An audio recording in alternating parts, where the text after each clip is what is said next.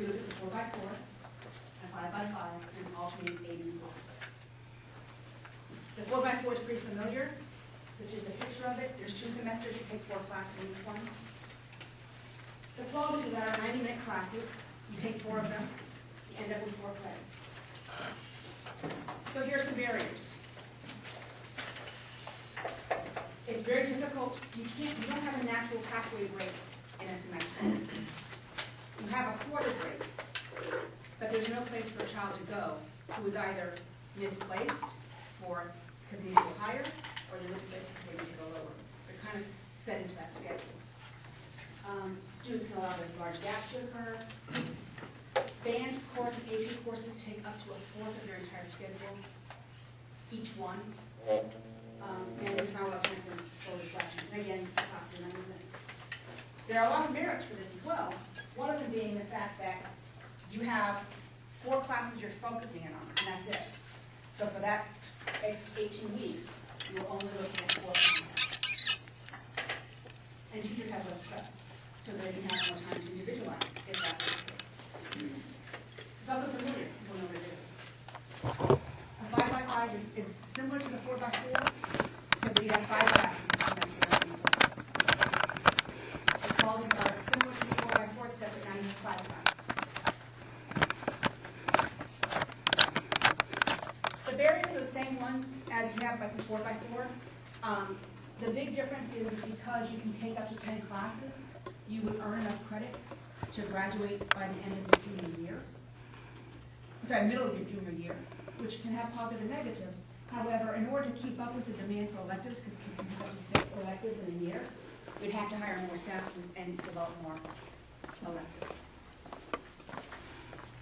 One of the great things about this is the number of sections we offer. Every kid got almost everything they wanted.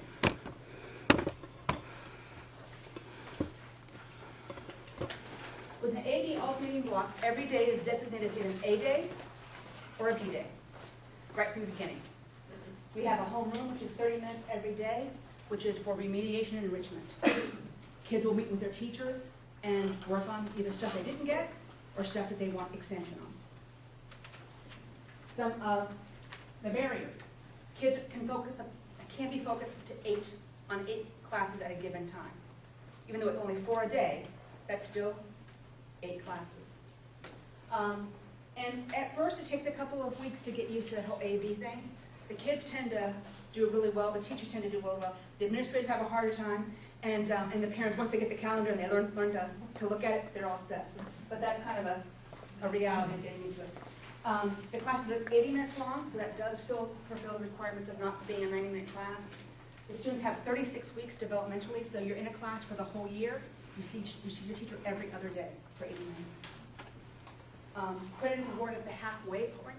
So if you are not doing well in a class or you're not placed correctly, there's a natural break for you to either go up or go down in a level. And the daily homeroom allows for remediation. And that's just what it looks like for each of the schedules. So 4x4, you meet every class, every day for a semester.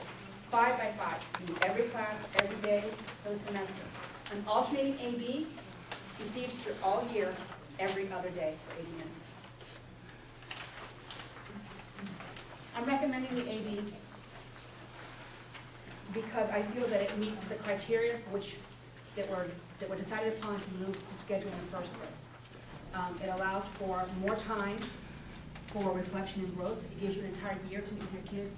You meet with those teachers for the whole year, so you don't have that halfway point where you're meeting all new teachers or transitioning completely. You can't do the gapping as easily.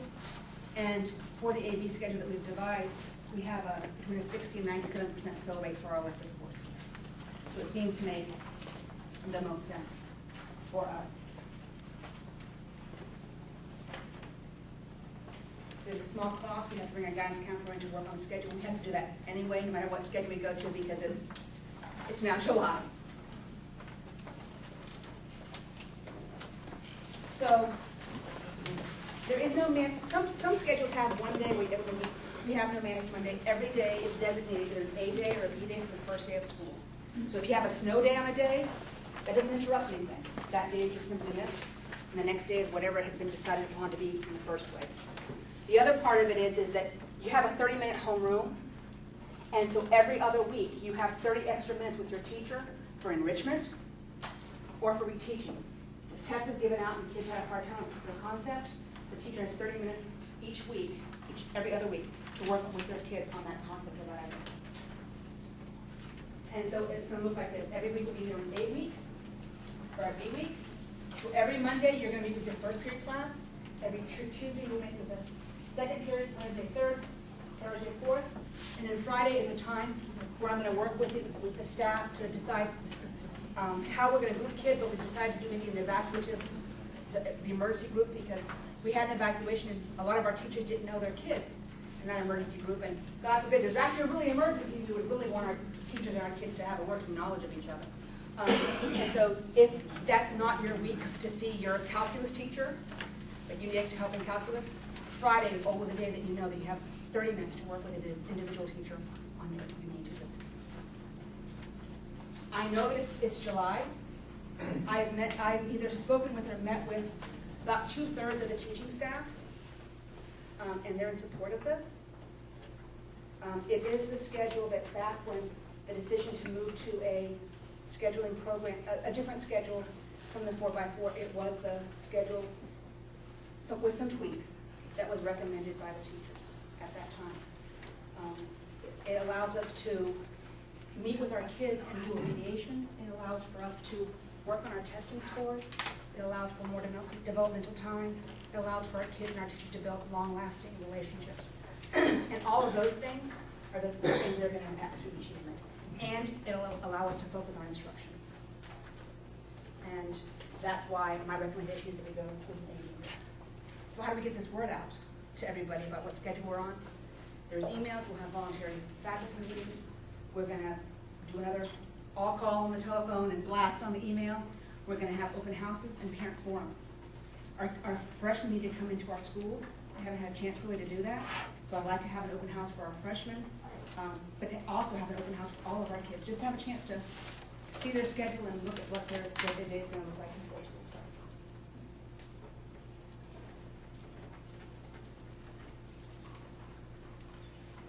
Thank you. So why don't we open this up for questions?